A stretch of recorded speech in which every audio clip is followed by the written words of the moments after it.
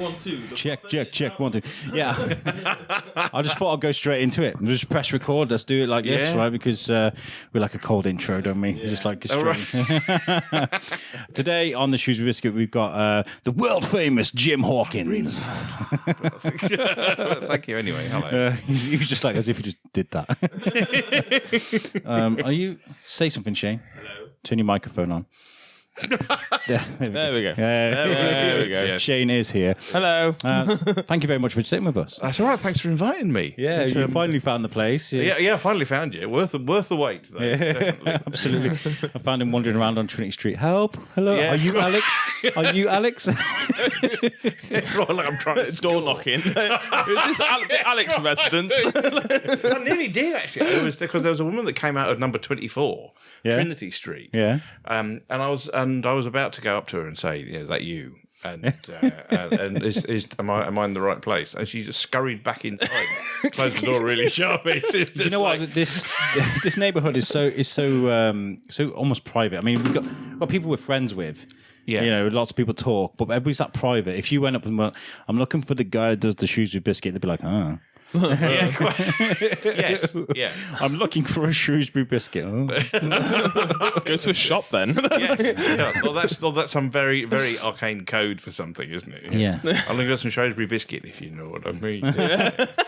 Yeah. got me It's on biscuit. Grope Lane. Yeah. we were talking about Grope Lane with Stan Sedman, and I said to him, "Is it like what I've heard?" Because Stan Sedman knows his stuff, and I was like, "Is it what it was? What I'm telling you?" He's like, Yeah. Anyway, he had some really interesting facts. You know, He does, doesn't he? I'm gutted I missed that one. I'm not going to lie because I was working. I'm a bit gutted I missed that. He just knows everything. Yeah. It's amazing. he's an absolute asset to the town. And totally. And I was saying to him that we should get some like understudies for Stan. We should call them the Sedman Tours.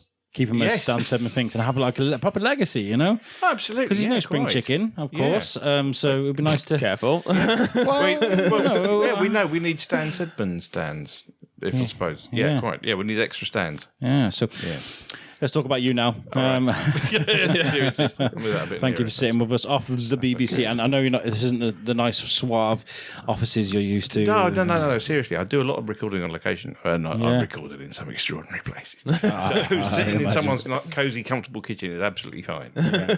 So you do quite a bit on the outside. You do take. You know, is that something you like to do? I'd used to do an awful lot. I used to do an awful lot more. I used to do a lot involved with the radio, and I used to do quite a lot of other stuff as well. And I was actually just running myself into the ground. So I eventually stopped.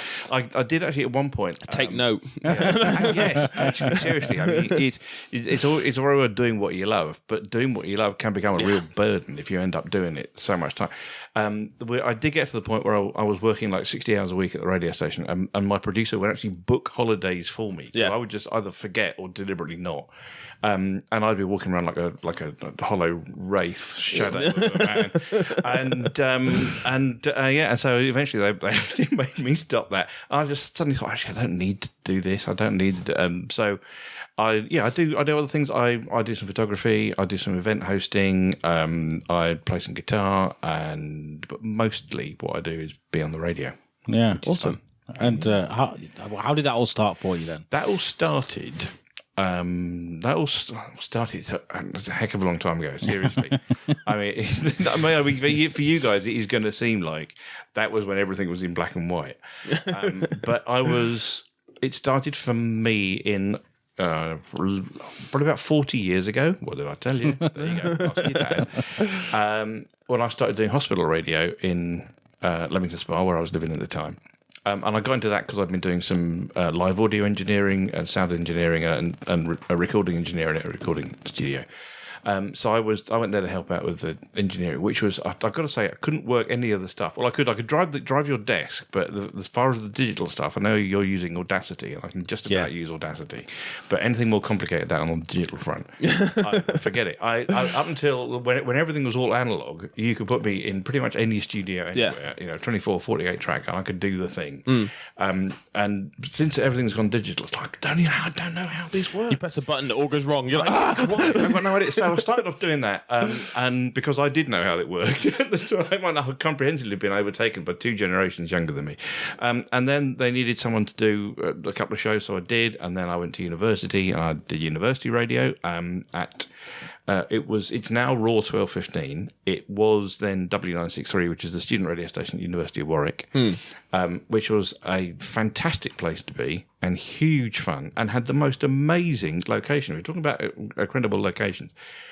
Warwick's beautiful. Warwick is a beautiful university, and you can't really see where it is now, but because they built up all around it. But the student union was kind of triangular and came to a point, and at the top of this pointed building was an enormous glass window that looked right out across Coventry and Warwickshire, and that was our studio. Right, and it was just the best thing in the world. I mean, it sounded awful, to be honest. We had a heck of a job with the acoustics, especially when it rained. It sounded terrible, but the views were amazing, and so that was great. And then while I was there, and again, this tells you how long ago it was.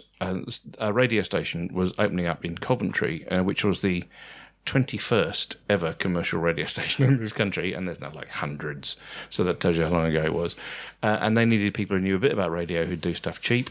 And so they basically came down with a big butterfly net and roped a whole load of us in. And I was one of them. And I was actually spending more time there than I was at university. So I ended up being on the radio by default. I was terrible.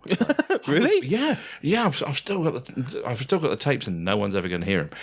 I was awful. I mean, I was 19, 20. I was there till I was fucking radio. I got the hang of it eventually. Yeah, by the mid '80s, I'd sort of kind of figured it out. Yeah, I think this sort of thing is definitely, you've got to have experience. You've got to just keep doing it. Yeah. And I've learned. I mean, a couple of weeks ago, it wasn't a couple of weeks ago. We were recording it last week, but by the time this goes up, anyway, I found some old audio on this laptop. I'd hidden it in some obscure file somewhere, and I was like, "Oh, we could use that. Like, we've got nothing to release." And it was a couple of interviews that me and Shane did at Comic Salopia back in May, June. June, wasn't it? And even then, it's only a couple of months. Even then, I sounded so like frigid and so kind of can you relaxed into it? Yeah, and it's really weird because like I always feel like as soon as I switched on this mic, it was like it was kind of, and Lorraine Fletcher was saying this because I can get quite anxious at times. Shane, Alex's social awkwardness is just hilarious. I can do, especially if I'm going around. I do a lot of shows where I go around people's houses and I'm just like, they'll put the kettle on and then we'll get on with it. But I'm just like, thank you. Yeah. And then I switch on the microphone and I'm like, hi, welcome to the Shrewsbury Biscuit. You know, it's very, very odd. And how was it for you when you first started? Did you find that as soon as you started, it was kind of like, it's good for you, but you had to work at it. I can remember I remember after the first few shows I did, and the first couple of shows they were only an hour long, but it was live radio, and you were on one of hardly any radio stations in the country. Right.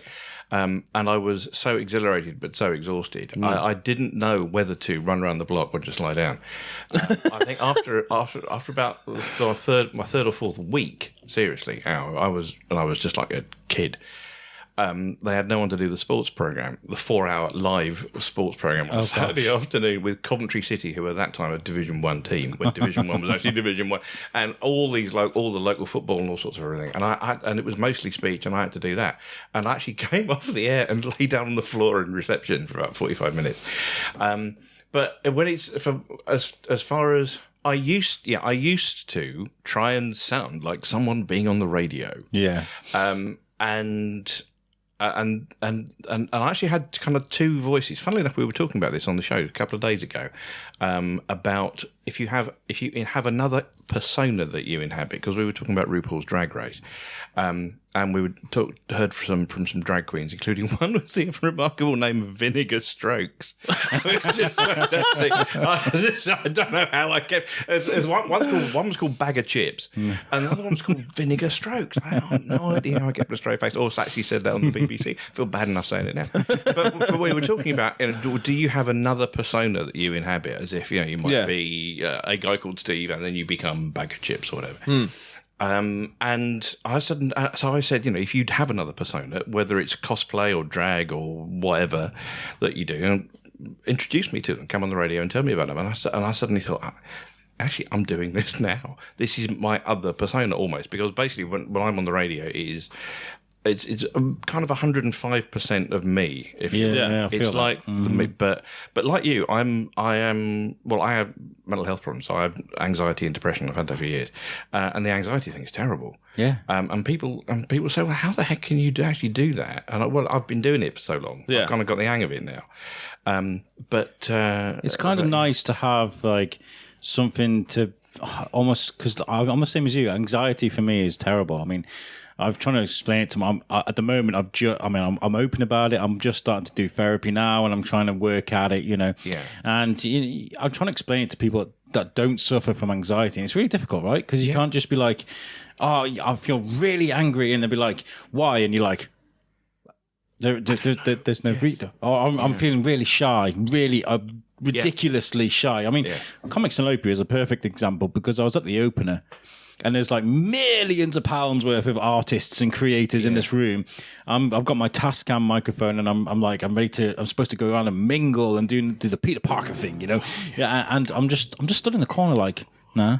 No, I can't do that at all. No, and it's weird, but it is terrifying. And if it's the opposite of what people believe you're going to do, then it's doubly terrifying. The number of things that I kind of tentatively say I'll do or I'll go to, and I never do, because actually I can't face it. It's and often, I mean, this is fun, and I'm glad you asked me, and it's an honour to be asked, and thank you very much. And I know that because I've been listening to the podcast, I know that the deal is just kind of hanging out and having a chat. Right? Yeah. And that's fine. And I get where you two guys are coming from, and Julie and everybody, and that's, I know what the deal is. If I'm in an unusual situation, or anywhere like that, and then the anxiety kicks in big time, and I got no idea what I did before I had a mobile phone, because you just hide behind that. Yeah. Oh yeah. It's weird, because I have two ways to go when I'm in awkward situations. I either completely shell up and I struggle. I mean, you've experienced that sometimes. I just don't know what you put me on the spot sometimes. Yeah. And like the other day on the other podcast, you just turn around and you're just like, okay, Shane's going to open the start the podcast now. 3, 2, 1, do record. And I was like, I just didn't know what to say. And it was a great little setup. What I did was, right, I was trying to explain to people how hard it was for me to start my first ever podcast, and it was really hard. I did 17 takes of it, but unbeknownstly to Shane, I was going to use him as the guinea pig and be like, right, start the show, go. Yeah. And he struggled, and it's hard. Yeah, but so I've got kind of that side of things where my brain's completely blank and I have just no idea what I'm doing. But then the other side of it is I tend to go over the top. So I'll start acting out. And I try to be like the Joker, and like try to be the most funny one in the room, and be the loudest, or and it's something which I've been trying to work on for a number of years, because similar to you, I do struggle with a lot of things. And actually, funny enough, that's how Alex got me onto the podcast. Oh, right. Because I was going through, I'm actually now officially divorced, right? And I was going through a really rough patch, and. That's how me and Alex met, because we met at the prison doing scare acting, as obviously a lot of our listeners will know. Yeah. And we got chatting. We got a very similar sort of life, things we've been through and whatever. We've got I thought you were going to say similar attraction then, but no. No. You're far better looking than me, dude. You're much better. Our eyes met across the Victorian cell. No, actually, my eye was hanging out. My brain was hanging out. So, and I did your makeup. So that was a glorious moment, wasn't it? And so we got talking about the struggles I was having at the time, and Alex was just like, you should just come on the show. Because it really helped me, because that's how Alex got onto it, for the same sort of reasons, as like an outlet. He used to just come on the podcast, and that was it then, really. Well. Yeah. And funny enough, you should say about listening to old audio and stuff, because I listened to some audio when I first started on Thorskin. Oh, you were awful. And it was awful. I listened to myself. My voice actually changed. Like it sounds different now. Like what our audience got from that was they listened to you develop, and now our fans love him, and he's actually been off Thorskin for a while now, and people are asking for you. They're like, "Where's Shane?" He just disappeared. But they'll be surprised when he comes back, because he used to sound like this. He was so worried about it. So there's a very Haribo advert, when this is my favourite one. Oh,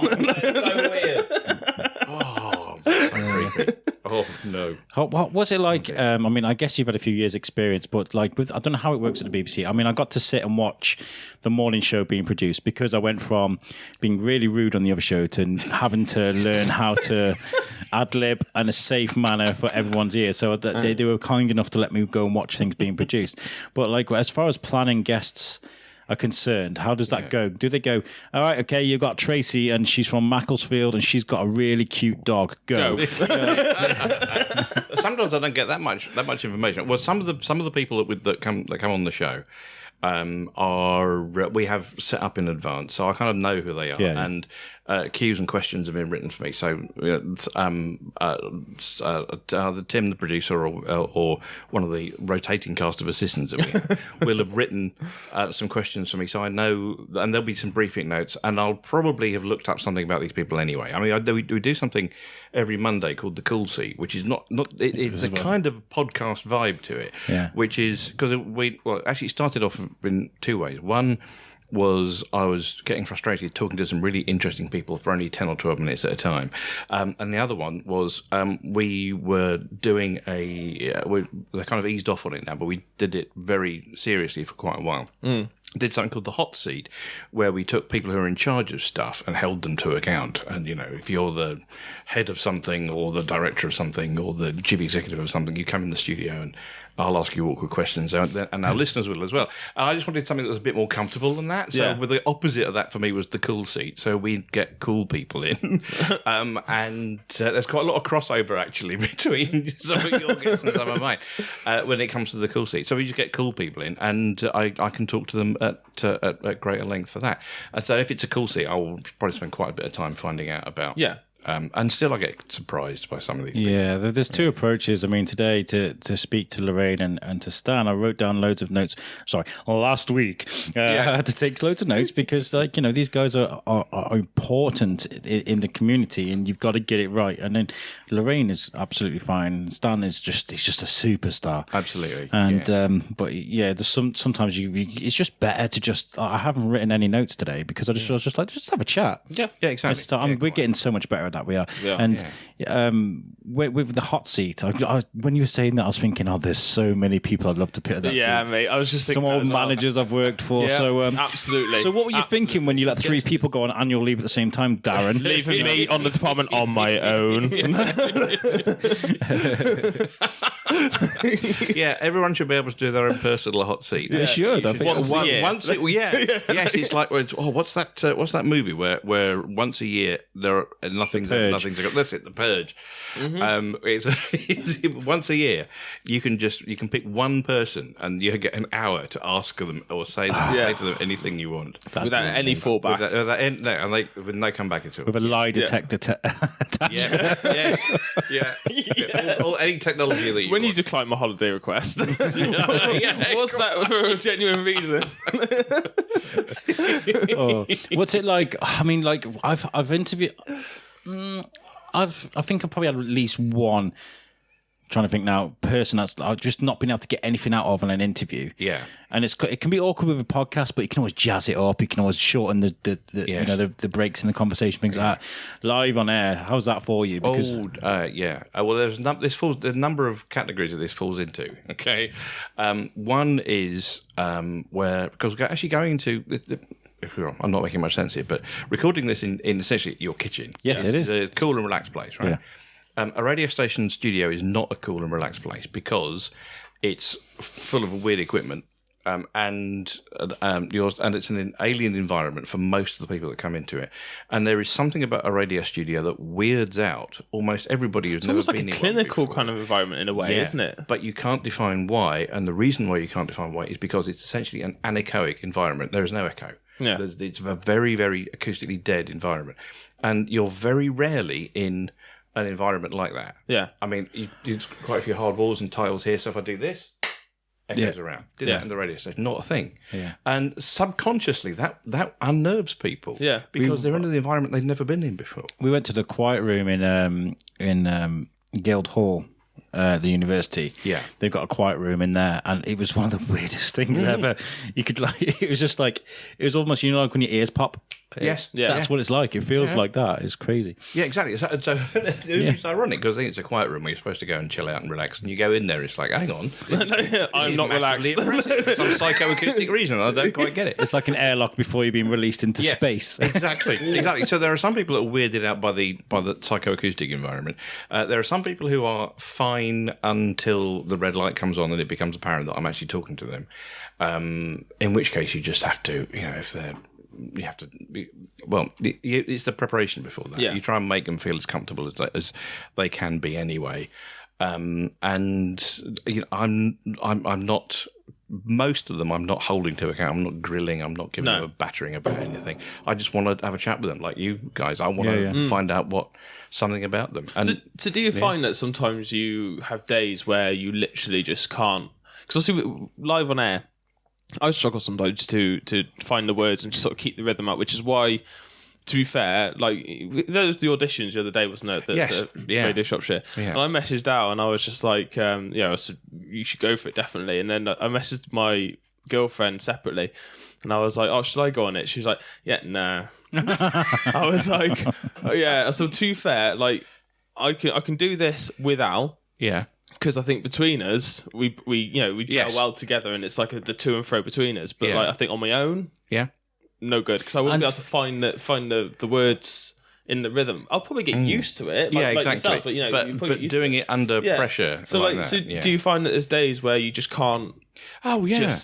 Yes, actually, I mean, we are recording this on a Thursday, and I have a real thing about Thursdays. Thursdays it's so long since the last weekend, and it's not near enough to the next one. And I just, if something's going to be, if something's going to be a real 2-star effort, it's going to be a Thursday. Yeah. Although that having been said, yesterday morning, which was of course Wednesday, I was sitting there and I was just, I wasn't quite, not everything was quite coming together. And you have those days where you can't think of the words, or you can't find the words, or you can't get them out cleanly, or whatever. And I said off the air to Faith, who was the newsreader, I said, God, it really feels like a Wednesday. And she said, it is Wednesday. And that'll be why then. I thought it was Tuesday. Yes, no. Sometimes the disconnect with. So how do you deal with that then? Like if you can't, just have to do it. You just talk. Yeah. Well, no. You can. Sometimes you can hear people on the radio fall back onto certain tropes that they do a lot, and I try and do as few of those as possible. But sometimes they can be useful when in a live situation you're essentially filling for time. Yeah. Because on quite a few occasions, someone calls us. The way it works on the phone-in shows, they call us, we call them back. And it may be that when we call them back, it'll be 40 seconds, which is a long time, and live radio or whatever, before they're ready. There's no point in me starting another record, because then it'll be 3.5 minutes down the line. Yeah. And I want to keep up the flow of conversation about a particular topic. And so I just need to basically keep the ball in the air until this person actually comes on to talk to me. So you just have to, and you end up with about half a dozen things that you fall into when you do that. So that's just it. But otherwise, it is one. People think, how hard can it be? You sit in this like dark room, box, dark room, and you talk to people you can't see, and then that's it. Well, first off, there's a lot more to it than that before and afterwards, as you guys know. Yes. But also, it is actually incredibly stressful. Yeah. Because when it's live, you've got no idea what's going to happen next. A lot of the time, you don't know what's going to happen next. And you may find yourself talking to someone who is going to say something for which you're entirely unprepared, and you have to try not to be unprepared. Yeah. And so you're constantly your brain's split in two constantly. You're thinking 2 or 3 events ahead. You're looking at the clock. You're thinking, this is going to go on for how long? What am I going to do after that? What am I going to do after that? You got your producer in your ear. Exactly. Yeah, you got the producer in my ear, or messages coming up on the screen in front of me. And at the same time, I have to pay as full attention as I can to the person that I'm talking to, whilst thinking about all the other stuff. And you can't. It's not. It's a very sedentary job. It's not physically tiring, but you come off the air. It's like brain hurts. Yeah, Yeah. And I feel that because there are the days, especially like when best examples are when I'm working at the prison on a bad day, because we do like bits of acting and stuff at the prison. And recently I was doing the prison break, and I was playing an ex drag artist from the TV. So I had the wig on, the makeup, and I was just proper like, what are you doing in my cell? I guess you just walk into anybody's room then, do you? Like, you know, and like on the bad days, because I've got this highly energetic, really, I throw tantrums and throw clothes across the wing and stuff like that. You know, on the bad days, you have to really put your all into it. And Absolutely, yeah. And it's for like 4 or 5 hours. I'll come home and I'm just exhausted because I've put a lot into that. Yeah, exactly. And you know, I did go to the New Voices audition, and it was a really weird experience for me because they told us to write. To tell a story for a minute. Yeah. And this is what I do. This is what I do every week. You know, this is like, I think we've got so many things to say. And Shane was like, you should tell the story about stealing the handshake from the mayor. And I was like, yeah, that's a classic. That's great. So I wrote it down, and it was like, it was 1:20, but if I rushed through it, it was a minute. And I got in there, and it was Nick that was there. I've met him a couple of times, so I was comfortable. I've got to open my book. There was no headphones. I like listening to my own voice. I was kind of like, oh, this is weird. And then I was like, okay, here we go. I started reading. Then I missed where I was on the page, and so I had to backtrack. And then I had to I didn't get the story finished, and it was just like a jumbled up story and I was just like, yeah. So Exactly. Take two. Yeah, yes. And it's just nice being able to go, right, I need a wee. Pause. Yeah, exactly. Yeah, quite. Come back, and so we. So yeah, I do. I mean, I've always had respect for. I mean, one of my heroes growing up. One of my heroes, but somebody I was always religiously listened to was Chris Moyles. Chris Moyles, he was great. I used to buy his books. I used to listen to his show religiously. Yeah.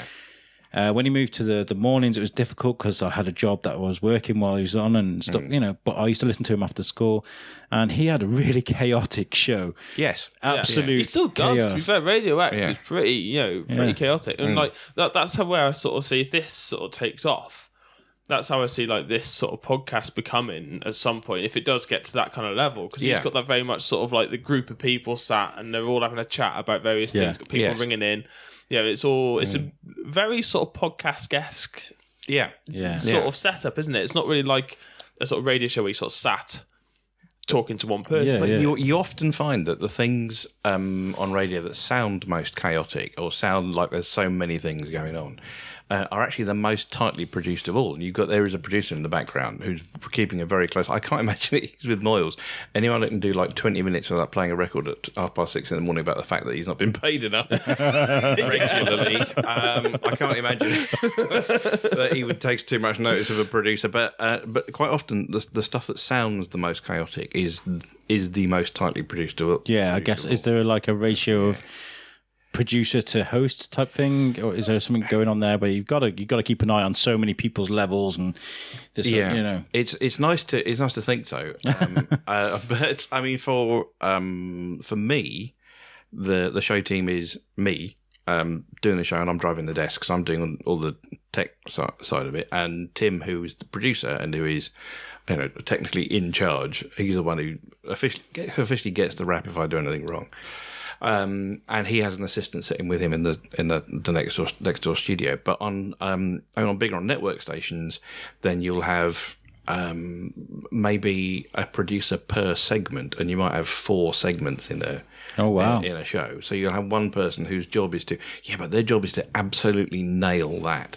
Is to make sure that segment is as good as it can possibly be. They've got the right guests, they've got them in quality, they've got not on the phone, they know what's going to happen, and that is really that's a tremendous skill. And you think, well, how hard can it be to be responsible for getting half an hour of radio on the air? Yeah, but really hard. It's quite a lot involved, a lot of moving parts on national radio. Yeah, there are a lot of moving parts that you've got to try and keep in the same place. Do you find yourself? I mean, not mentioning any names. Do you find yourself finding your favourite producers, the ones that you can work with? You walk into work and you're like, oh, thank God, I've got them.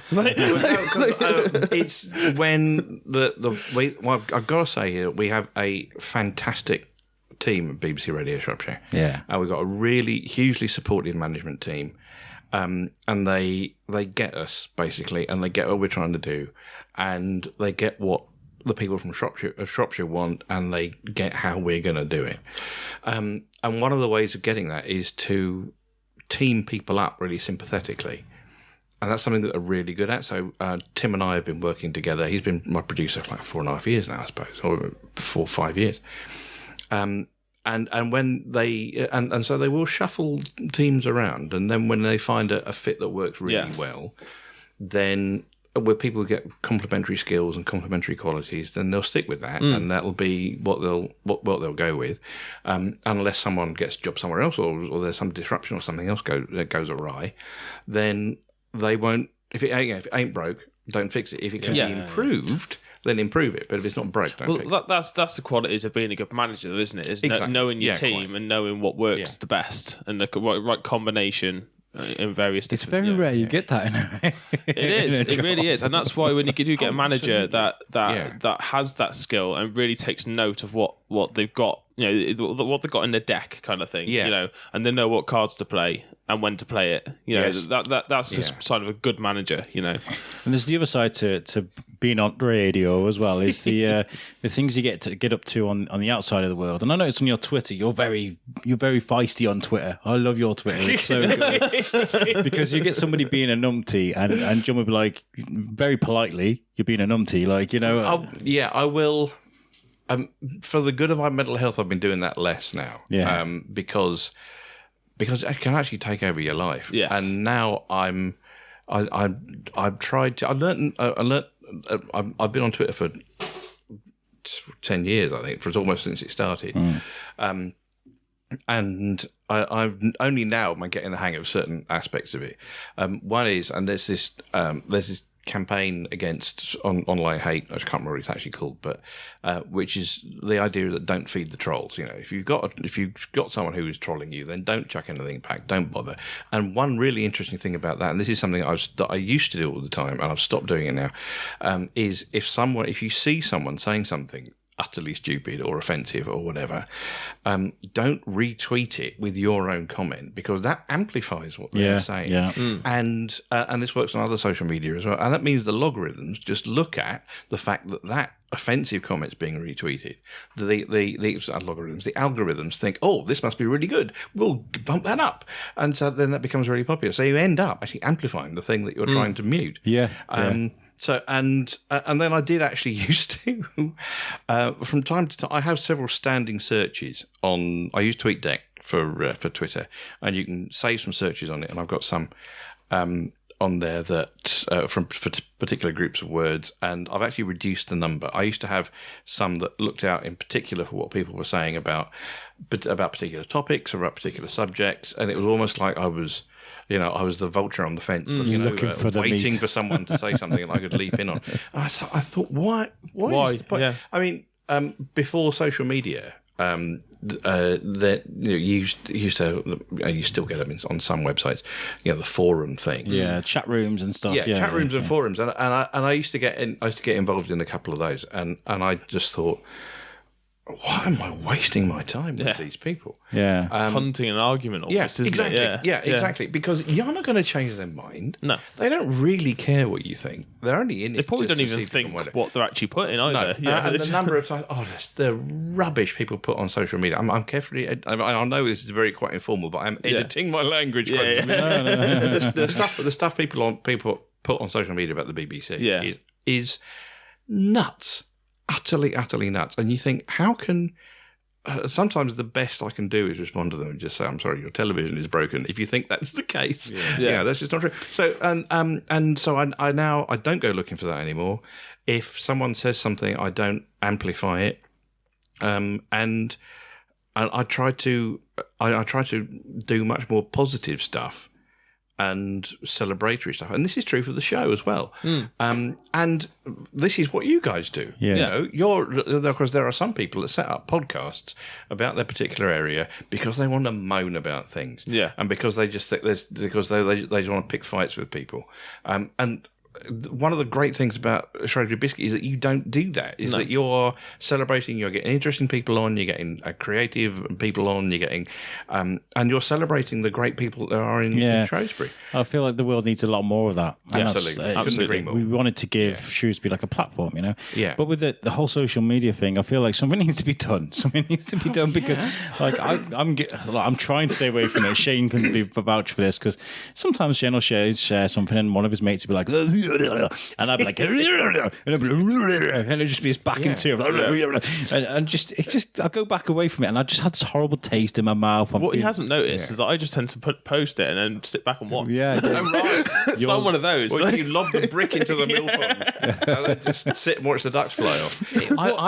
I'm not on Facebook. I have to be on Facebook for one particular reason, which is that my partner Janie and I, we run a mental health drop-in support group called That's awesome. Called Pop-Up Chat Together, and we can't afford a website for it because it's all voluntary. So the only way so it has a Facebook page. And I can't come off Facebook completely because otherwise I wouldn't be able to put anything on there. So that's the only reason I'm still on Facebook. But I don't do anything else on Facebook. I came off Facebook because I was on one local group and I found I was getting into the most ridiculous arguments about things. There was one which was, what was it? Oh yeah. I never cease to be amazed about how people can extend an argument about one thing beyond all reasonable. Like, I mean, for example, if you want to chuck one of your bricks in the mill pond, Shane, just go on Facebook and call the quarry a quarry park, and then brace yourself for all the people who've lived here longer than we have to say no, it's just a quarry. Yeah, it just happens to be a park, and it happens to be a park in a quarry, and then you get someone else coming back saying, yeah, but when you got tourists coming, you would tell them to go to a quarry. Why would you do that? And it goes on and on and on. Yeah. And there was one where people were. I was actually falling out with people because someone posted a picture of the old Shire Hall, which used to be this massive granite building or sandstone building, which was down the side of the square, where Starbucks is at one end. Job centres at the other, Princess Houses now. Yeah.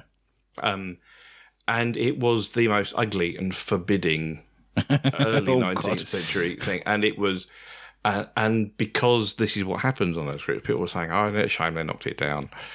And I said, no, actually, because if you look at it, it's really, there's no glass in it. And now what's replaced it, it's not very pretty, but it's on a human scale and there's glass at face level and you can see actual human beings.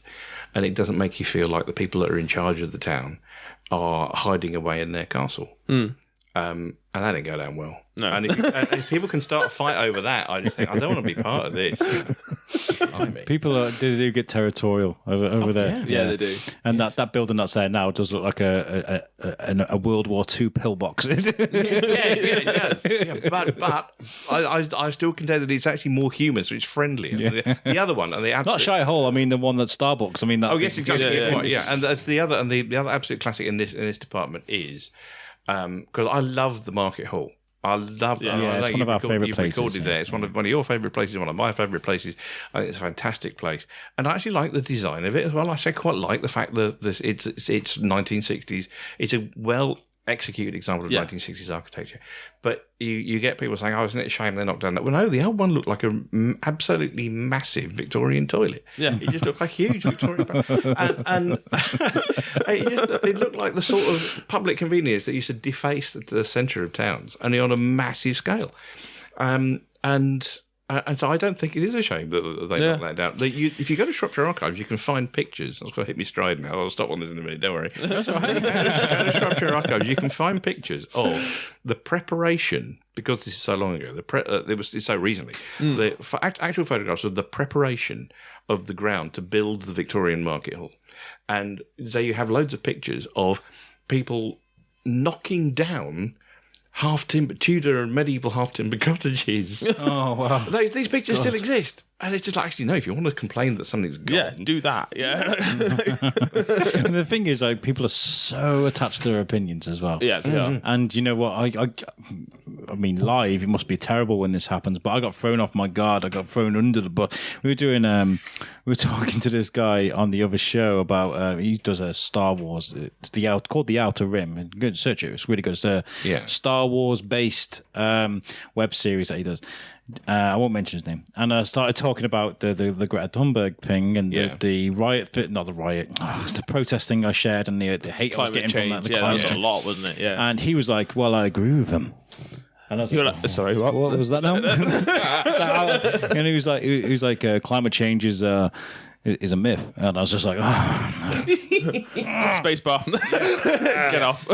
So I gave him my piece. He gave me his piece. And then Tom was just, my other co-host, was just sat there like, he's not, because nobody was backing down from their opinion, you know. It's crazy. And you won't. And you're not going to change that person's mind. And that person, subconsciously or consciously, he feels like he's made an impact because he's landed one on you. Yeah. As far as that, because he's got you riled up. I think the Greta Thunberg thing is fascinating. It's just because all the people that are really angry about her are men. Yes. And that's fascinating. Yeah. I think it's powerful. It's almost like an episode of Big Brother. You know, Greta goes to Yeah, quite. Day 17. Yeah. Jeremy Clarkson while he waves his hairy fist at Greta Thunberg. Lord help me. Has that ever happened to you on the show? Though, has somebody ever like come on and they've gone, oh yeah, and then you've gone, okay, thank you, Sally, for joining us now, and they've gone, the Tories are a bunch of, you know, or anything like that. Mercifully, not. No, not quite that. But I have had people who said just complete and utter nonsense. Which and one of the reasons, I mean, Tim, the producer, is legally responsible for this stuff as well, apart from anything else.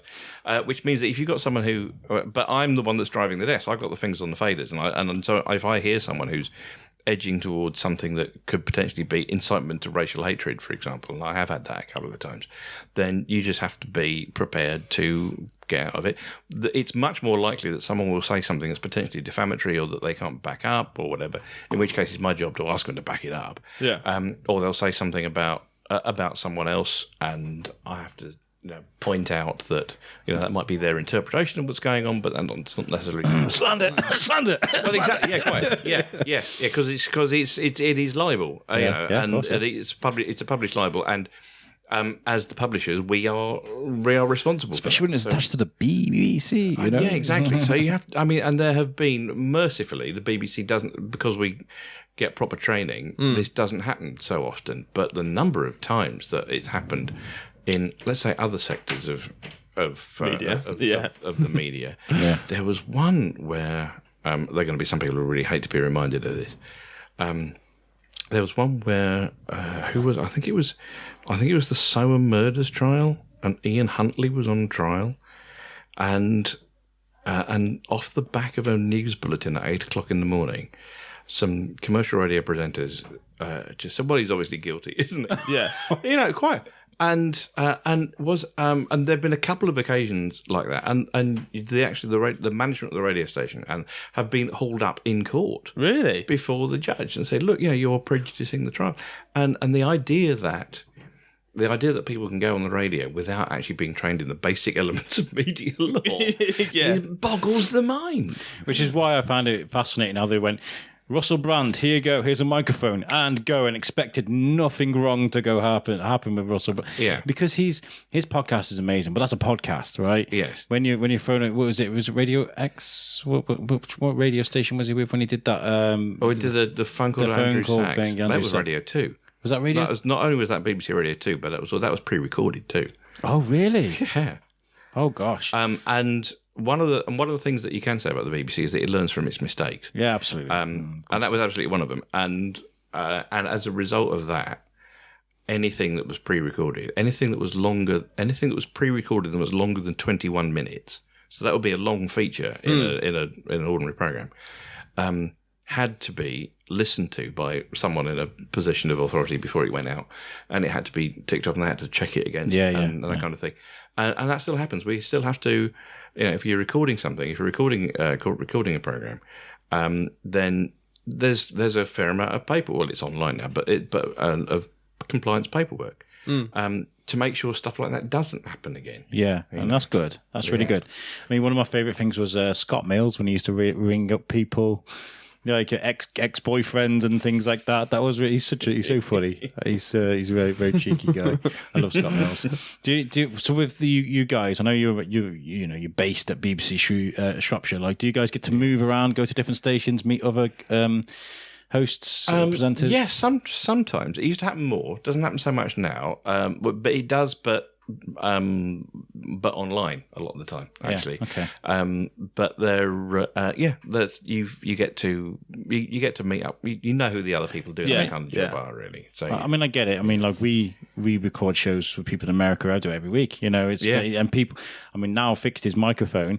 I managed to get as though Tom sounds as though he's sat with like you guys are now. Yeah. It sounds fantastic. Yeah. What I was going to ask is this coupling, this grouping up of local radio stations that aren't BBC, so they've all become under the same umbrella now. They're not. It's not like a local thing anymore. It's all kind of very commercialized and things like that. Have you guys had an impact because of that?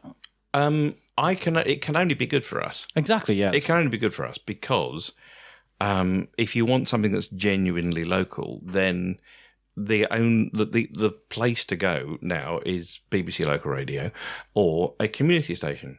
And some community stations are absolutely great. Some community stations are less good. But a lot of them are, in fairness, a lot of community stations run on volunteers.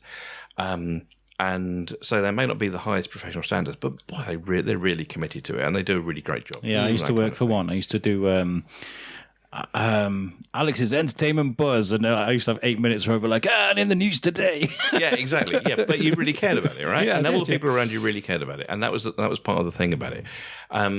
But I mean, again, that radio station I mentioned previously, that was the 21st ever commercial radio station, was in Coventry, and it served Coventry and South Leicestershire. And we were entirely unique and self-contained. And down the road there was a radio station, but there's BRMB in Birmingham. Down the road from that there was then Beacon in Wolverhampton. And we were all different, and we were all dedicated to doing exactly what the people on our patches wanted. And then as soon as the regulation got lighter and the money guys in suits thought, we can consolidate here.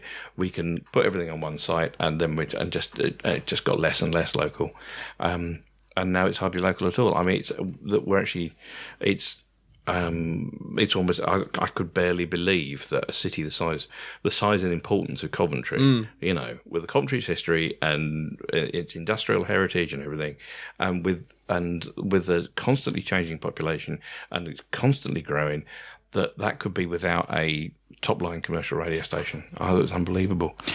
I've got ideas. I'll talk to you off air. Okay. I'll talk to you off air, but I do have ideas because this almost synergy of radio stations has got my blood boiling, really, because you're right. People do need. Yeah, absolutely. And some people prefer not to listen to the BBC. No disrespect. And do you know what? Some people, absolutely. Yeah, but we've actually experienced it already with doing the biscuit. Is that we've had people turning up to events and literally saying, "Oh, is this where this is happening?" And then we're like, "No," they're like, "Yeah." So, yeah. Well, I didn't know it was happening.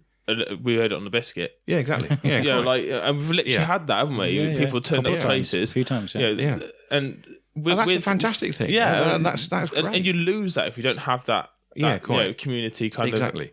And if you're being served by a radio station from 30, 50, 100, 150 miles away, then the person who's on the air doesn't know about. They can't cover everything, can they? They don't know about the topography. They don't know about that North Shropshire's flat and South Shropshire's hilly, for example. Yeah, just basic stuff like that. So yeah, and I think if we could turn the biscuit into like a radio station, that would be quite amazing. Cool. Yeah, because I like this idea of a very intricately detailed show that talks about certain stalls in the market hall, that talk about Rican whiskies, that talk about the flower show, they talk about this, Shropshire Brewery, and things like that. Because that Louvre chocolate. You know, and I guess that's where your cold seat comes in. You know. And yes. Get to, I guess you get to speak to some really interesting people. Oh, I couldn't believe. Well, we started doing it when Tim took over producing the show. So about 4 years ago, and we thought, well, this will run for about 6 months, and we'll run out of people. 4.5 years on, we've still got a really long list of people that we've already booked or that we want to get on. And I have met some absolutely incredible people. There's a bloke called Mark O'Shea who was in the studio talking about something else. And this is going to be, you're going to have to cut this out. You're going to have to cut this bit out because he's at Shropshire Wildlife Trust tomorrow, and he is like Crocodile Dundee and Indiana Jones rolled into one. Really? He's an amazing. He's a professor of herpetology. He's a snake expert. Okay, we can cut back into this now. I'm going to leave it in. Fair enough. But he's doing a talk about it. He's a snake expert, and snakes are his thing. And he wears the big bush hat and the khaki vest and everything, and he's got long white hair and a massive beard, and he's just like he's absolutely such a character. I do recognise the name for some reason. He's done stuff on TV, and he's like the snake guy, and he's written the Book of Snakes, and he's the most fantastic storyteller, not least because he has the most fantastic stories to tell, some of which are utterly terrifying, about looking king cobras in the eye, and what it was like when I caught my first black mamba, and this kind of thing. You're like what? Yeah, you caught a what? No, absolutely, he's absolutely jaw dropping. Some of the people in some of the really memorable cool seats have been people who've been who you wouldn't necessarily think twice about. There's a bloke called Norman, who I think he was one of the first half dozen that we had, and he'd been a plumber and central heating engineer in South Shropshire for the last part of his working life. But the first part of his working life, he was a freelance sound engineer, a sound designer, working in the British film industry, and he was an Oscar winner. And quite, and I think it's Thunderball, the Bond film where Oddjob has the bowler hat with the razor blades around the outside. He throws it. Yeah, everyone knows the scene. Yeah. He throws it across the room, and you hear this whooshing sound, and it moves. It pans in stereo left to right, and there it goes. And he was the guy. He basically got the Oscar for the sound design on that film, and that was one of the things that clinched it for him. and he'd done all sorts of things. He'd worked on so many huge films, and then he just got fed up with being a freelance, and he thought, I don't want to do this anymore. So he moved to Shropshire, retrained as a heating engineer, and was going around fixing people's boilers, and then going home to this Oscar statuette. He brought his Oscar in. And I've actually held an Oscar statuette. He brought his Oscar in, and it was absolutely incredible. It's amazing how people hold themselves. Phil Davis was the guy we spoke to. He was holding doors open for us all the whole weekend, and he was fetching people in for us. And at one point, we were stood outside. We had a bit of a break, and he was just come up and he was just stood there talking to me about how there was 2 or 3 comic book artists who was looking at somebody's portfolio of their own work, and they were sort of giving a few tips. Charlie Ardlog goes over and he looks over the shoulder and he starts chipping in as well. You're talking millions of pounds worth of comic book artists all stood around this table. Yeah. Phil stood there and he sort of stood next to me and he's going like, there's some money's worth there, isn't there? And we're just talking about, I didn't really know who he was, to be honest. He turned out to be the writer for Go Jetters. Yeah. And he'd done all this work on kids' TV programs and stuff. And once I found this out, I was like, why aren't you on the podcast? Yeah. What are you doing? Bringing people in, holding doors. I just thought he was there to help out. I didn't realise. Such a nice guy, though, Exactly. But you wouldn't tell. No, absolutely. No, you wouldn't know. And that's, and we're obviously on the same page as this. We love people like that. Yeah. People who are just cool but don't make anything of it. Yeah. And are just naturally interesting and fun to talk to. And some people are just hilarious to spend time with. I mean, one of the cool seats. So I love doing having musicians in the cool seat. And a couple of those were Miles Hunt from the Wonder Stuff, who's just hysterically funny and a really, really lovely bloke. And Fuzz Townsend, off Car SOS. Who lives in Bishop's Castle, and was the only man I've ever met who's been the drummer in a band that was named after a drum machine, Bentley Rhythm Ace, which seemed a bit weird. But he was such a lovely guy. And you got Peter Postlethwaite as well, who used to live in Bishop's Castle. And my dad was saying he's fishing on a pool once, and his car pulled up behind him, and he said, "You caught much?" Dad was like, "No, not much. You do carry on." Yeah. And he hears the door going, and sort of Dad didn't think much of it. Next thing, come around the side of his umbrella kind of thing, like, it was Peter Postlethwaite. Yeah. And he was just like, hello. Yeah, exactly. And he was sat next to him, and had a coffee with him, and he was just chatting about the pool and stuff, like he was just the average Joe. And you kind of forget, really, don't you? Like when you see people in the media and on telly and that kind of stuff, you forget that they're just normal people. Absolutely. And that's the lesson I learned from a couple of people, like Charlie Adlard, who came round here like you did, and I was just like, and he was just like, internationally famous man coming in my house. All right, guys. Yeah, and I'm just like, oh, hi, just scouting for girls. I was kind of like, they're going to be like, oh, who wants to speak to us today? But they're just like, how you doing? You just exactly. Like you, for example. You're from the BBC, and you sat in my kitchen just chilling with us, and you've been a great guest. Well, it's also like people's pasts and what they've been through. Like you said, like with the guy with the heating engineer and stuff. Yeah. People's past has always fascinated me, which is where the memoirs of Slopian come in. Yeah. And that's where that sort of come from, the idea of that. And I was driving, at the time I was doing this job, I was literally driving to and from London every day. So I was doing a lot of driving. And I've said it a lot on the show, so, apologies for repeating myself again. But, I knew I would work nights. So I knew at like 3:30 in the morning he was going to be awake. So I was like, messaging. I was like, answer your phone. He rings me up and he was just like, what do you want? Like, what's wrong with you? Like, why are you awake? And I was like, I've had this amazing idea. And it was Memoirs of Salopian. It just come to me. Yeah. Just out of nowhere, And the idea of it is that, with regards to Shrewsbury and like the Shrewsbury's history, I hear my dad talking a lot about the modern rocker days and that kind of stuff. Yeah. But then beyond that, my nan, she's lived in Shrewsbury all her life, and the memories that she had is gone now, forever, and that's it's starting to come to me a bit. We're like, hold on a minute, a lot of this stuff is just disappearing. For example, on a broader spectrum, the last person that was alive who was on the Titanic is now died. So that's it now. Yeah. It's all gone. Yeah. You're never going to get anything back. That's the last connection you've got with exactly. That. Exactly. So we're getting to the point now where a lot of the history is just starting to dwindle away. Yeah. So that's where the Memoirs of Salopian come from. You're really passionate about this, and I did write to the BBC, and I was like, can we come on and maybe reach out, so some sort of appeal for people to come forward and just sit and talk with you are. All I want it to be is just how I said it about it in the past is when you get your granddad during the war when I was a lad, and you think, oh God, here it goes again. I've heard the story about 20 million times. I want to hear it, exactly. I haven't heard it. Just because someone's heard it before, exactly. And I think that doesn't mean no one else wants to hear it. Exactly. I think that with the sort of inverted brackets, elders of our families, we kind of just get used to it, and we don't appreciate what and they've you been don't know through. what you got till it's gone, exactly. And then you suddenly realise, you really wish you'd spoken to someone about something. I mean, my granddad was born in 1901. Yeah. Right, he was a relatively old dad when he had my dad.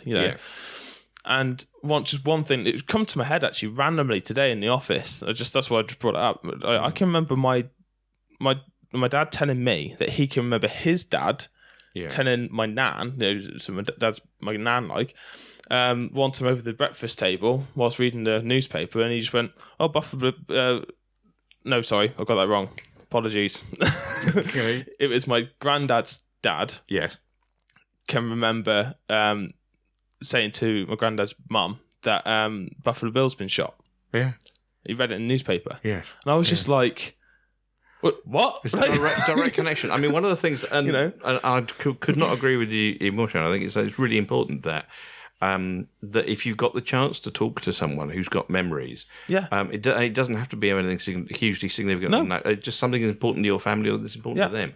That get it down and record it. The idea is that it's supposed to once it starts going, I think it'll take off, because when people start listening, somebody will come in and start talking about like the modern rocker days, the things that happened, things they saw, names of people and that kind of stuff, and all of a sudden somebody will go, I remember that. Yes. and it's for different perspectives. So then that person will come on and start talking about that, which then spark off another bit of fills in different bits, and then you'll start piecing together all bits of different experiences from different people from different areas, and different backgrounds and stuff, and it'll still create like a massive image of the past, how things used to be. Yeah, exactly. 3D image. Exactly. We'll have people going, that Jim Hawkins didn't know what he was on about. That old market hall was fantastic. That could get a bit awkward. Yeah. But I mean, one of the things that I've always loved is old photographs and old films, certainly, but particularly old audio recordings, old sound recordings. And I get more than a bit anarchy about it. But for example, there was something that the British Library has a lot of these, and blogs about them a few times. And there was one who there was someone who was the voice, but in short, it was the voice of someone who was born 200 years ago. And you think you can actually hear the voice of someone that was born 200 years ago. That's an absolutely mind-blowing thing to me. And it's this thing that we do on the show.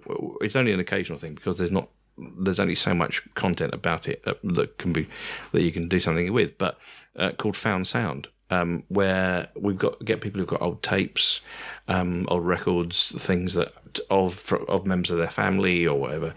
And we get the people who own that audio to tell the story of the of what's on the recording. And we found some fantastic stuff. There was a woman called Sam who had a whole bunch of reel-to-reel tapes, little 3-inch reel-to-reel tapes. Her dad was in the forces and was stationed in Singapore.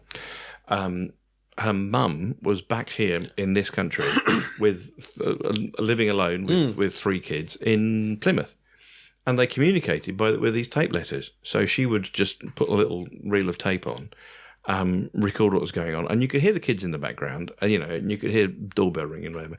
And she would send it off, and her husband would record something and send it back. She's still got some of these. This is from before she was born, so this is the mid-60s.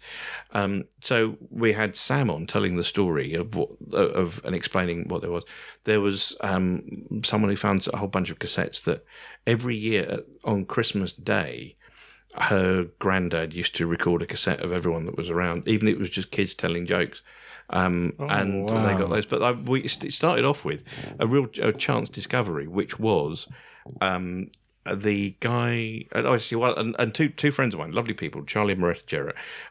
He, at the age of 18, they fell in love in their late teens. She moved to Malta with her family. And he was in London, a trainee lawyer, and bereft. And they used to have these machines on, like photo booth machines, where you could go in and record your voice or record something. And they used to have them at railway stations.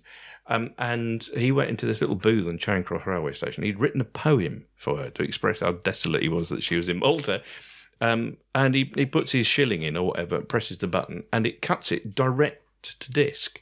Cuts it straight to an acetate record, which then comes out of a slot in an envelope, and he posted it off to her, and he still got it. So we played that, and he told the story of how they're still together after all these years. But the very first one we did, we found one of a series of 78s that was recorded by the British Association of Amateur Drama Societies or something, and they'd gone round the entire country recording local people's accents. So if anyone was trying to do a local accent, they knew what it sounded like. And there's only 3.5 minutes of each one because it's one side of a 78. So one side of a 78 was a bloke called Edward Benbow, who was recorded in Worthing. And we played the 78, and it's this guy recorded in 1935, I think. Wow, I know he's recorded at a time when some houses in Worthing didn't have electricity. So they brought this recording machine to Worthing, recorded this guy who was a local amateur actor, and we found his daughter, and we found his. And her family, and we tracked down and we found someone. There's someone still in the village of Worthing. Well, there certainly was when we recorded it. Who was in his 90s, who went to school with this guy, and it was just a dusty 78 from a junk shop, and we actually brought this guy back to life. Essentially, absolutely fascinating. I love that kind of thing. And as you were saying, Shane, it's rescuing that from being lost. Absolutely. And that's what we're doing with this show. That's what you guys do with the radio. And that's really hit me in the feels, because we used to make our own little radio stations with. Sorry for people we stole music from, but we used to record. We was like, okay, and here's Michael Jackson with Bad, and we pressed record, and then that was, and then we mess around, play around. And if I could listen to one of those tapes now, I wonder what the reaction would be, because I don't know if I'd be sad. It'd probably make me cry. In all honesty, I cry at Batman. Funny enough, I used to pretend to do news. We used to make up news, write it down on a piece of paper, and we used to sit on the table, and we used to have an old proper on your shoulder video camera that a stand. Oh, wow. And when I was growing up, Dad picked up from a boot sale or something, probably whatever, and used to take proper full VHS tapes, and we used to sit and pretend to do the news, and my brothers and sisters were just like, for God's sake. They were never really into it. And I used to be like, no, you're doing it wrong. It's your bit. Come on. But if you find those, then that'd be great. I want a copy. Exactly. There's a YouTube channel. That's it, So, Jim, I want to talk about what you do with mental health, because I think it's really important. Do you want to give what you do a shout out, and let people know where to find it? Thank you. I will do. Mental health is something that that people didn't really used to talk about, and it's still something that people don't talk about as much as they should. I don't feel it's getting better. It's getting much better. It's getting much better. But some people still feel really wary about talking about their mental health. I used to be like that. I used to be quite open about it with friends, and I wasn't so much on the radio. And then it just got to the point where I couldn't not, so I just wanted to talk about it. But there's this thing that happens every February, which is organised by Time to Change, which is an umbrella organisation of 4 or 5 different mental health charities, called Time to Talk Day. The idea of Time to Talk Day is that it's an opportunity, a kind of nudge, if you like, to have a conversation about mental health. And for one Time to Talk Day, about 5 years ago, I was trying to think what could I do. This was nothing to do with radio. It wasn't anything to do with the show. I wasn't going to record anything, nothing like that. So I just thought, and I put it on. I think I put it on Facebook. Actually, I can't remember how I publicised it now. But anyway, I was just going to sit in at a table in the corner of the Old Market Hall Cafe, and I just had a few leaflets from Time to Change and stuff, and I just let it be known, as I say, I can't remember how, that if someone wanted to come along and just have a chat about mental health, then there'd be someone with no clinical expertise but with lived experience, me, there to talk about it. And so it started off like that, and I actually had I think 4 or 5 people come out, including one woman who felt so embarrassed about the medication she was on that she kind of just leaned in and whispered it across the table to me, and she'd never told anybody else about what she was on, and it was an antipsychotic, and at that time, I was actually on the same thing. I said, no, look, I'm on that time taking that too. It's fine. It helps you. It helps you get through things. I actually had to stop taking it because it had this effect on me where I was on holiday for 14 hours. It was too effective, and so I could only take it on Friday afternoon. I used to take citalopram, and I think what I was going through at the time was very environmental. It's something that wasn't permanent. Yeah, because and I explained to the doctor, and he was like, I don't know where that's come from, but I was walking down the middle aisle at Asda where I used to work, and everything just went really bright and really much really intense. Yes, and I was just like, wow, I think I need to stop taking these now, and I did, and I managed to work my way out of the situation I was in. That's quite cool. But but you do find yourself experiencing the work quite intensely on some of these things. But after that Time to Talk Day, my other half, Janie, who's an opera singer, and who also has lived experience of mental health issues, said, well, that actually went really well. Wouldn't it be great if we could do something like that? So we thought, well, something equally relaxed and laid back. And so we thought, okay, let's try and think of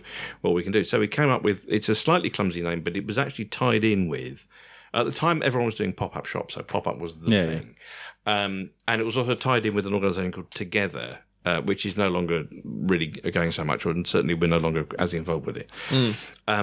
And so we looked at a way of doing basically a time to talk day every month. So we've got pop-up chat together. It's every first Saturday of every month. So actually, this will be, unless you're going to put this out in the next 36 hours, this will be useless. But it's this coming Saturday morning, if you want to tell anyone about it. And it's at Palmer's, which is the not-for-profit coffee house in the Old Baptist Church on Claremont Street. Yeah. 11 till 1, and it's not a membership group. It's not, you don't sign in. It's not anything about. There's no guest speakers, there's no professional experts. It's just, and you don't have to talk about mental health. A lot of the time we talk about dogs because a lot of people love dogs. But it's something where if you have lived experience of mental health issues, then just, or if you know someone who does, because there's not that much support around for the families and partners of people who've got mental health issues, then just come and hang out with us, have a coffee and a cake, have a chat. That's really, really good. It is good, and it goes up. It varies. Sometimes some months we'll get a couple of dozen people, some months we'll get half a dozen, but everyone's really glad to be there. Yeah, and we're really glad to do it. Well, part of the whole mental health, depression and anxiety kind of bubble is the you find yourself closed off. Yes, you exactly. do struggle to go and mix with people. And actually, when I was going through my difficulties, one of the main things, I was very much aware of this. And all I wanted to do was to shut myself in my room and not do anything. You know, and I made a point. I knew that if I got into that habit, it would continue. Yeah, you would never ever come out. Yeah, exactly. And so I made a point of making myself. I was with people all the time, and positive people. Yes. And sometimes I just turn up to my mate's house, and on particularly bad days, I just turn up, and they would be like, you open the door, like, "Hello, you all right?" And I'm just like, "No." Yeah, quite. And they'll be like, "Oh, okay." And then they'll just invite me in.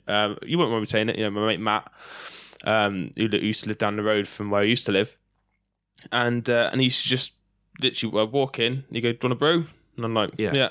And he'll sit down, and he'll be sorting out his daughter, like just doing whatever he's doing. I just sit in his house just because it was with someone, Exactly. And then he'd sit down. He'd go, "Playing Call of Duty for a bit." Yeah. And I'm like, he never once mentioned it. No, ever. exactly. Never once mentioned it. He knows why you're there. And so we'd play on Call of Duty for a bit. Eventually, sometimes you'd sort of sit there and be like, "Do you want to talk about it?" And I'm like, "No." Yeah. Like, okay, Fair enough. carry on playing COD. Yeah, exactly. Put the kettle on again. Yeah. And that is so valuable. And having friends that you can do that with makes such a difference. Because I have, and I'm really great. I'm really, really glad of it. If you want to give us a bit of a shove, you can find Pop-Up Chat Together on Facebook, which is how we do all our stuff. We're also at Chat Together on Twitter, and it's essentially first Saturday of every month. And in Palmer's, 11 o'clock in the morning till about 1 o'clock. I think I'll follow you on Twitter and the Facebook. Feel free to come along, because there's all sorts of people there, and there's some dogs too, which is nice. Oh, right, okay, maybe. All right, that's the king of the dogs thing. I do like dogs. I like dogs. I'm more of a dog person than a cat dog. And me. I think some cats I'm a bit wary of. Like that Paul's Cafe, I'd probably be a bit like, "What are you looking at?" I've not been in there. Have you been in? No. I need to get in there. I've been to Nerdy. You can play with the They're permanently in alpha mode, aren't they, cats? I just don't. I don't trust them. Can I give it a plug for something else at this? Of course you can. Yeah. On this subject, I'm also patron of Shropshire Cat Rescue. I'm not entirely sure how I ended up as patron of Shropshire Cat Rescue, but I am. And I no longer have a cat because our cat passed away about 6 months ago. But I'm still patron of the Shropshire Cat Rescue, who have this amazing place up at Lith Hill. Yes, I've been up there. It's brilliant. And they have cats. They've got pigs and goats and all sorts. I need to get there because they were messaging me a while back. You can come round, just do a biscuit episode there. And I was like, yeah, absolutely, we'll do it. Yeah. And then what happens is I'll get like Phil Gillum will come in, or this will come in, or the Flower Show, and everything. It doesn't get pushed back, but it's like, you have just haven't got around to it yet. Yeah. And so I would definitely love to do that. They are lovely people. They're almost absurdly devoted to cats, and it's a lovely place to be. Yeah. We will get there. And, I've forgotten her name. Who's the owner? Marion. Marion, that was it. That's it. She she's lovely as well. Yeah, such a lovely woman. Yeah, and she has put a lot into that cat rescue. We'll get her on. So I apologize to the guys. I mean, they talk to me on Twitter and all sorts. They're lovely people. And now we've scrapped our four show a week schedule. We can get you in even more now because now we're just like, we'll just do shows whenever. Okay, we've got the minimum 4 because that's how many people are coming to us. It's crazy. Exactly. And that's tremendous, isn't it? It's crazy. Fantastic. And like, we don't get paid. Literally. Exactly. I'm just so happy everybody's talking about this and what we do. That was the goal. The difficulty is obviously we do have to work at the same time. I work full time. Yeah, I'm working every day, and like I work full time too. To do 4 of the only 3 days. 30 nowadays. Quite exactly. It all adds up. However many days it is, it's long days. And how do you find the time to do? I mean, because it's not just recording it. You've got to edit it, you've got to put it together, you've got to get it up there. It's difficult. I'm a very passionate guy. I love doing. He's a lot more. You do a lot more work than I do. In all fairness, I just sort of turn up. The 40-minute interview I did with John Wagner a couple of weeks ago was really it was an amazing interview. But I opened it up on Audacity and I shrunk it right down. I was like, because he's a broad Scot, and he's got this amazing voice. Yes, he's got, but sometimes he brings it right down here, and that does nothing for the audio. And then he brings it right back up, and then so you got these really loud bits and these really low bits. So you can't just like drag it across, bring it all up, because then the loud bits are too loud. So it took me 2.5 hours to edit 40-minute piece. And I was just like, that's what it is. That is what it is. Yeah. There's an art to it. You can compress it. Yeah, I compress the heck out of it. I do compress it, but I find like the loud bits when you compress it, they tend up... They squash. Really, why didn't you compress it? Because then they sound like a robot. Yeah, they do. Yeah, because the loud, if you do it too much, then the loud bits sound like they're squashed, and the quiet bits, all the background noise comes up, and it's just, and suddenly you get... What I tend to do sometimes is I'll bring bits down, bring bits up, and then compress it, then add a bit more bass, then bring it back up again, and then it sounds... I nearly swore. I nearly swore on my own show. In response to your question, when do we find time? I think the main answer to that has got to be very, very, very understanding girlfriends and wives. That's basically it, really. Especially my wife. I mean, like today I've been working all day. I've gone home, scoffed 2 pieces of pizza, got changed, and went straight out the door again. And Mrs. was like, "Hi, bye, eat your food and go again." Now I do. Yeah? But we've got Julie to thank as well now, because I'm not just like Shane. I'm kind of like Shane, Julie. Yeah, it is handy. Yeah, because I mean, at first obviously I was doing it on his own, and then we had. I don't know what that was. We were doing Thorskin together, and now said, I'm going to need some help with Biscuit, and sort of started help with the Biscuit. So I scaled you down from the Thorskin show to the Biscuit more. I mean, and then we got some more help, and then we got some more help. Yeah. It's just nice. It's nice to find people that are as passionate. But Judy's great. Yeah, so far she's been.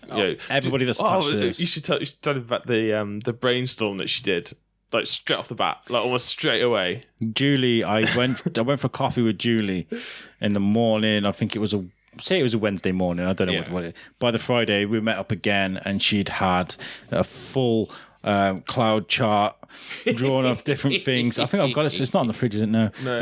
She had the whole town laid out. She had the podcast labelled into like sections, and then like off that, like people who would be involved in that sort of section of topic, I guess. And she made this brainstorm. That's production at a very high level. And we were like, there you go, that's next year's podcasting done. Yeah. Just book it. So anyone who can do that is such an asset. Yeah, she is. She's amazing. Right, well, let's wrap this up because we've been going for 1 hour and 17 minutes. Really? It's been a long show. No. I've really enjoyed this show. It's been really good. I did a 5-hour Star Wars one the other day. Yeah, you are. That wasn't supposed to happen. It's not supposed to be 5 hours. Like the volume. You not get to the point where you think I'm really starving and I need the fog. Well, the thing is, right? Time elapsed 3 minutes, 3 hours 44. The first volume we did was meant to do episodes 1, 2, and 3 of Star Wars, an hour a piece, right? But Eric Fluger is a famous artist in America, but he's like the professor of Star Wars, and he's such a joy to talk to. And I was like, he wasn't quite happy with how he did it last time. He wanted to vent and wanted to tell things as they were, because he looks at the philosophical side of things, and he is working on one of the most amazing pieces of art I have ever seen in my life. I'll show you before you go. And I just wanted to let him talk. But once he started going, you couldn't stop him, and I just didn't want to stop him in his stride. So I was like, yeah. I mean, we had a really good to and fro. It was really good, but. He really enjoyed it. But what we're going to have to do now is, rather than do one big, long volume, we're going to have to do it in 3 separate bits, because people will be... And just to put it in perspective, it took him 2.5 hours to edit 40 minutes. So there may not be the level issue. So, Eric, if you're listening and you're wondering why it's not out yet, that's why. Right. Production. Thank you so much for joining us on the show. It's been really fun. I'd love to get you on again. We should do it again. I would love to, seriously. Maybe we can get on the cold seat as well. We'd be like, yeah. Well, I thought there was a plan to do that at one point, but we have so, like Julie, we have so many ideas and I think we were talking to Tim about coming on, talking about Memoirs of a Salopian, but things have been, because Julie's going to America and you've got things you're dealing with. I didn't want to be like, sorry, BBC, we're busy. But I was kind of like, I had my hands tied. I was kind of like, oh, what do I say? What do I do? I really want to get on. I'll come on tomorrow if you like, You'll do it on your own. Yeah, sure. Let's do a bit of interchange between them. I'm more than happy to come on. I couldn't do a story for a minute. 5 hours, though. No problems. Yeah. Well, look at this. I mean, like, I nearly swore, but I didn't. Okay. We got through the show. Jim, thank you very much for joining us. We'll have you on again anytime you want to come on. Yeah. Guys, make sure you give this episode a like and a share, a subscribe. Tell people about this show, because that's the only way we grow. And we are growing at the moment. It's because of you beautiful people. And make sure you join us next week. And thank you again to everyone. Thank you, Shane. Cheers, Mom. Yeah. Thank you, Al. Thank you, Jim. Well done, Al. Thank you. Cheers, well done, Vinny. Oh, that's well done, mate. Well done. You never say well done to me, so that's really nice. Well done, you. Thank you very much, guys. Peace out. Peace out. Bye.